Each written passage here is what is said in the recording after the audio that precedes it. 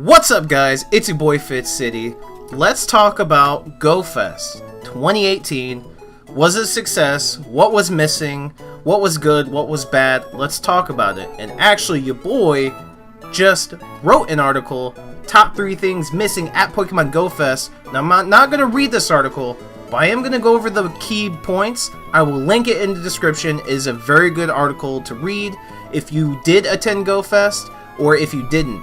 And spoiler alert, everyone I've talked to so far that went to GoFest agreed with everything I said in this article. So first, let's dive into things that were missing, and we're just going to hit the key points. There were no raids in the park. Now, a lot of people were saying that there were probably no raids in the park because of the cell service, and it would cluster people around gyms, and it would take away the bandwidth, so to speak, for said carriers of the phone. But I slightly disagree with that, because the thing is they could even out the raids, or the gyms, you know, the gyms have raids, whatever, you know what I'm talking about. So you could even out the raids throughout the park, which was 2 miles long, by the way, to where people would be clustered in certain aspects of the park, to where it wouldn't hurt any bandwidth at all. And not everybody's gonna raid. Come on, not everyone's gonna raid. They're gonna be doing their celebrity quests, they're gonna be grinding those spawns, and they're going to be then doing the raids. So not everyone and their mom is going to be raiding in the park if they popped up like 8 raids at once. So I don't see where the issue is on this. I really don't. No raids in the park. It kind of stunk because raids have some pretty rare Pokemon in them. And some people can't do a raid where they live. They live in a rural area, or they just don't have enough players to complete a raid.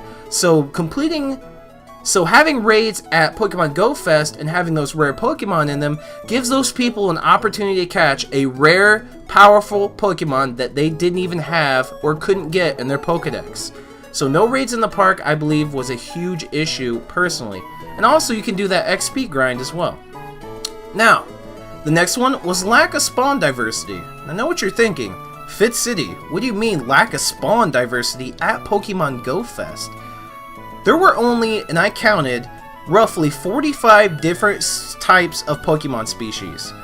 So, why was it limited to 45? And some of them were rare, some of them weren't. There were a lot of non-rare Pokemon, and also a lot of non-shiny Pokemon, so to speak. Because the theme of this event was to complete your celebrity quests as fast as possible.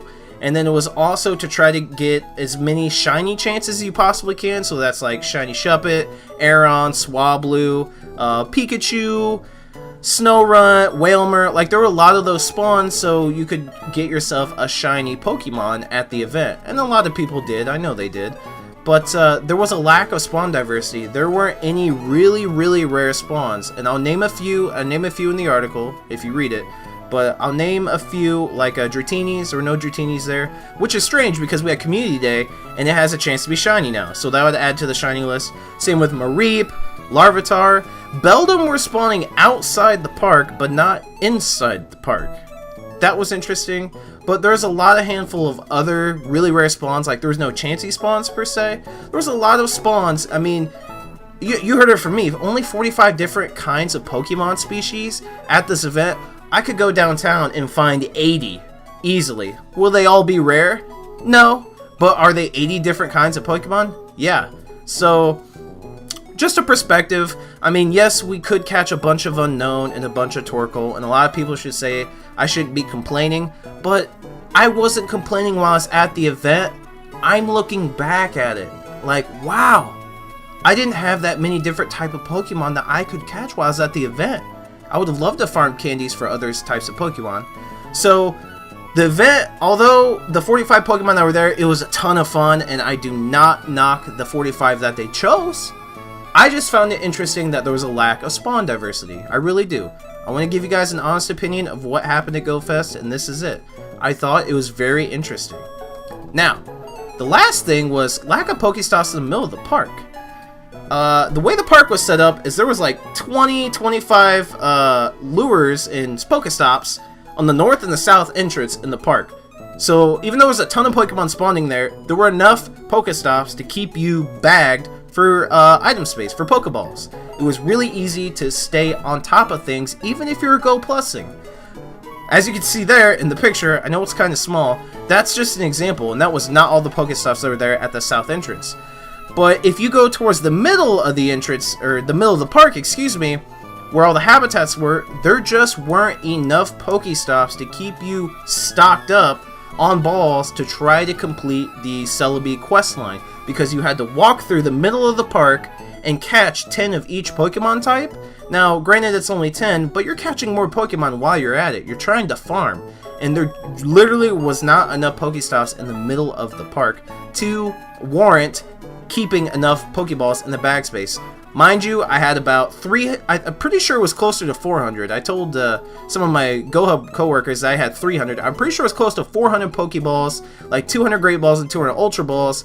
But Go Plus was the MVP of Pokemon Go Fest because the catch rates are increased. I ran out of Pokeballs still and ended up buying about 300 balls. Now, what's crazy is I have never spent any money on Pokeballs for any kind of event that we've had to this date. So I'm not complaining about buying Pokeballs. I'm complaining at the fact that I shouldn't have had to buy Pokeballs. This is an event. We paid to go here, and there should have been enough Pokestops to where I wouldn't have to buy about 300 Pokeballs. So, again, disclaimer. I'm not complaining that I bought 300 Pokeballs. I'm complaining that I had to buy. So, and I know some of you would be like, well, you didn't have to buy the balls, Fitz. You could just wait it out. I was trying to grind as much as possible. I know you guys would have wanted to grind as much as well. So, just wanted to showcase that there was a lack of Pokestops in the middle of the park. And this park is 2 miles long, people. 2 miles long. There was only a cluster of giant amounts of Pokestops at the ends of the park, but not in the middle. So, my final thoughts. Those were some of the things that were missing, and I thought that were not just kind of some bad things, not really bad, but Go Fest. How was it as a whole? It was incredible, guys. I highly, highly recommend you go.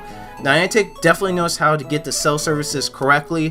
Verizon did have a little bit of issues on day 1, and on day 2 there's about a 2-hour outage in the middle of the day around the desert biome. But other than that, Verizon was able to play for almost the entire day, same with day 1.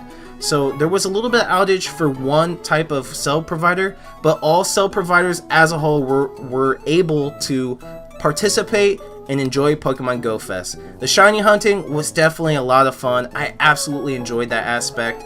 And also catching and farming Torkoal and Unknowns was super fun. But also you gotta think too, there's some people traveling that went there that already had Torkoal as their native Pokemon to catch. So some of those people didn't enjoy it as much, but you gotta always keep that in mind as well. Now Torkoal isn't super meta relevant, but was still farming them because that's trade leverage once you return to your local cities, you know, your local areas. So farming those was fun.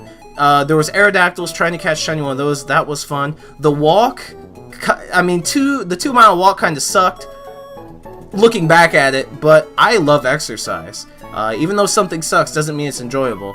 I love the exercise. I got a ton of exercise. That was really nice. Didn't hatch as many eggs as I'd like to, but I wasn't really too focused on that. What was hatching out of the special 2-kilometer eggs were really good, though. There were really good hatches out of that, so I was pleased with that.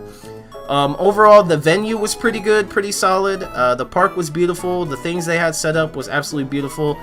There were a lack of food trucks there, per se. There was only 2 locations for food trucks in the middle, like the very middle, and at the south entrance. They should have put some food trucks at the north entrance. That definitely would have helped. There was a lack of merchandise for some reason. I don't know why they weren't selling merchandise. They missed out literally on thousands of dollars. I wanted an exclusive Pokemon Go Fest 2018 official t-shirt there, and they weren't selling them, so I have nothing to show for it outside of Pokemon Go Fest that I went there. I was hoping to buy a Pokemon Go Fest t-shirt, and they simply weren't selling them. One really weird complaint that I have, that's definitely a complaint, is there were competitions at Pokemon Go Fest to try to win a medal, a t-shirt, and a poster. I want a poster, but to get the medal and like the t-shirt, they asked some really bizarre and stupid questions, to be honest with you. I don't know why they just weren't selling the t-shirts and maybe just giving away these awesome medals that we're giving away. They were asking questions like who caught the most Ditto, or who caught the most Pokemon overall. Now, mind you, why that's a stupid question is there's people who spoof but showed up to the event legitimately, so they've caught like 100,000 Pokemon and they'd win the contest every single time. Like, there would be those ridiculous people. Some of them were probably legitimate. I'm not taking anything away from them. But there were some really stupid questions that only ridiculous people could get the medals. Some of the questions I really liked were like, who has the biggest Blastoise? Or who has the highest CP Alolan Exeggutor? There were some really good questions too, and I give props to those people who asked those random questions instead of reading off a card that they were given to ask questions. And some of them, like I said, they were really dumb. They really were. Because the reason why they were dumb, and the reason why I'm saying like who caught the most Pokemon is kind of dumb, because it didn't give everybody an equal opportunity, that random chance of getting that medal and that prize, and that's why I didn't like it. The question where it's like who has the biggest Blastoise, that gives everybody an opportunity to win, an equal and fair chance. But someone catching 150,000 Pokemon while the rest of us maybe only caught 50,000, that's kind of unfair, so to speak. So it is what it is. Overall, Pokemon Go Fest 2018 was a blast. The weather was pretty good. The food at the food trucks were great. The Pokemon spawns were amazing. Able to cop a few shinies. Just, there were some things missing. Overall, fantastic experience. I can't wait for next year.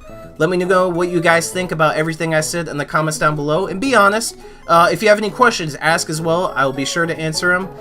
Smash that like button if you did enjoy this video. And if you want to see a real experience at Pokemon Go Fest, the video will be in the top right hand corner. You can click on that. It's my whole experience at Pokemon Go Fest, so you can see exactly what I was talking about. And also, subscribe! If you're new to the channel, be a part of Fitz City fam. That's with the boy Fitz City, I'm signing off. I'll see you guys in the next Pokemon Go video.